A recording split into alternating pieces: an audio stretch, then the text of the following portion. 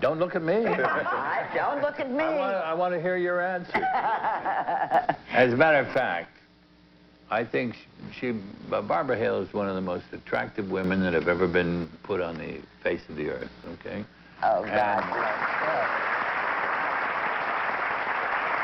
He left a note. Not for the cameras, not for the headlines. Just a few handwritten lines tucked away with her most private belongings. And when it was finally discovered, after her death, everything we thought we knew about Barbara Hale shifted. The woman who spent 40 years playing the unshakable Della Street had been hiding something all along. Not a scandal, not a secret affair, something far more human, far more tender, and in its own way, more heartbreaking. At 94, she was gone. But her words, they were just beginning to speak. Barbara Hale didn't grow up dreaming of Hollywood. Born in DeKalb, Illinois in 1922, she was the daughter of a working-class family that valued grit over glamour. Her father, Luther, and her mother, Wilma, raised her through the Great Depression, a time when survival mattered more than stardom.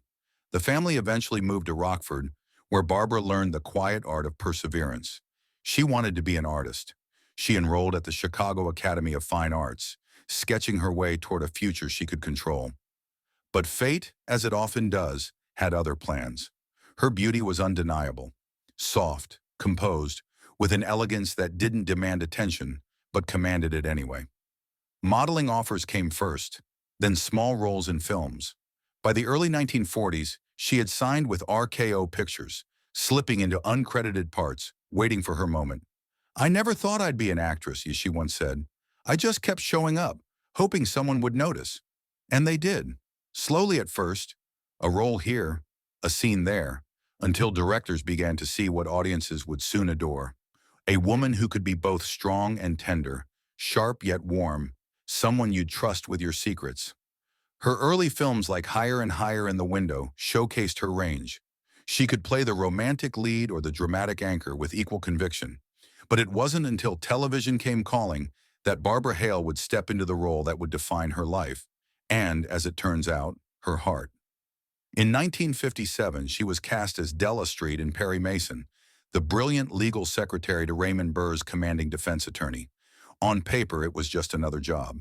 But from the first table read, something clicked between them. A rhythm, an understanding, the kind of connection that doesn't need rehearsal.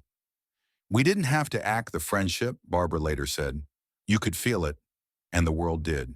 For 9 years, millions tuned in to watch Perry and Della solve impossible cases. But what they really watched was a partnership, one built on trust, loyalty, and an unspoken bond that felt almost sacred. But what happened behind the cameras? That's where the story gets complicated. Raymond Burr was a towering presence, both physically and emotionally.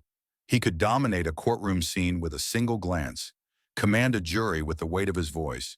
But offset, Barbara saw someone else entirely. "Raymond was my rock," she wrote in the note found after her death.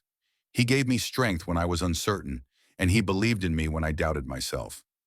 Those words, so simple yet so raw, revealed a side of their relationship the public never knew. This wasn't just professional respect. This was something deeper, something that sustained her through decades of doubt, exhaustion, and the relentless grind of Hollywood. Their friendship endured long after the original series ended in 1966. When the Perry Mason TV movies began in the 1980s, Barbara and Raymond reunited, stepping back into their roles as if no time had passed. But time had passed. They were older now, slower, carrying the weight of years and loss. And through it all, they leaned on each other. "Raymond had a gentle soul," Barbara confessed in her note. "Behind the powerful voice and the intensity of his performances, there was kindness, humor, and deep loneliness." That last word, loneliness, hangs in the air like a question. What did she mean? What did she know about Raymond that the rest of the world didn't? For years, tabloids had whispered about Burr's private life, speculating about relationships, secrets, and the man behind the myth. Barbara never engaged with the gossip. She defended him quietly, fiercely, insisting that he was one of the most compassionate people she'd ever known. But in her note, she went further. "There were days when I leaned on Raymond more than I should have," she admitted.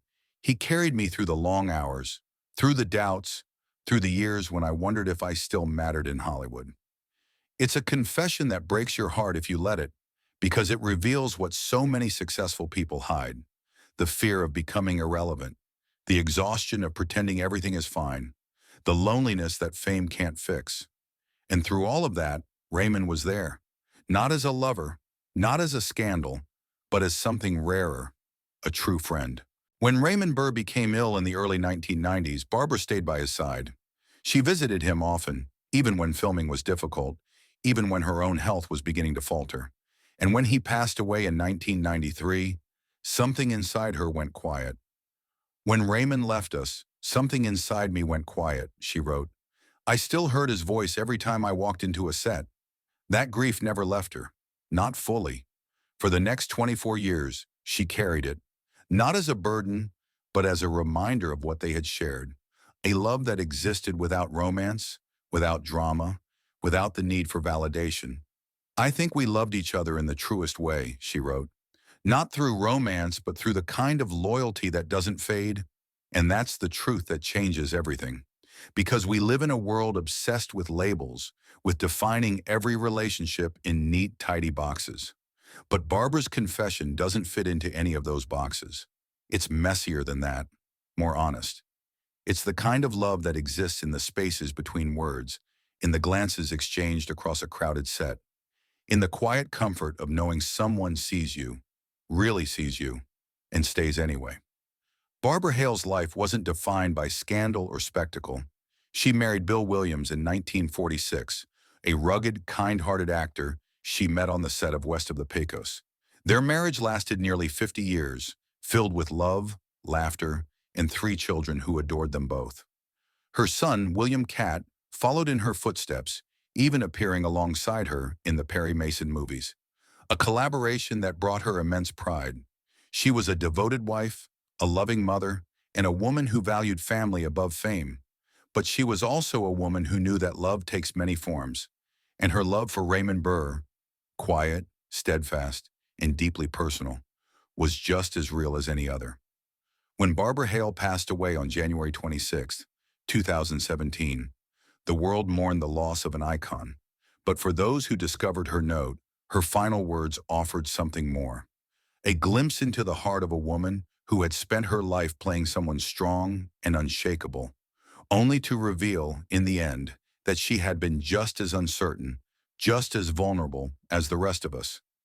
"If I could speak to Raymond again," she wrote, "I'd simply say, thank you for every word, every laugh, and every moment we shared in the story of our lives."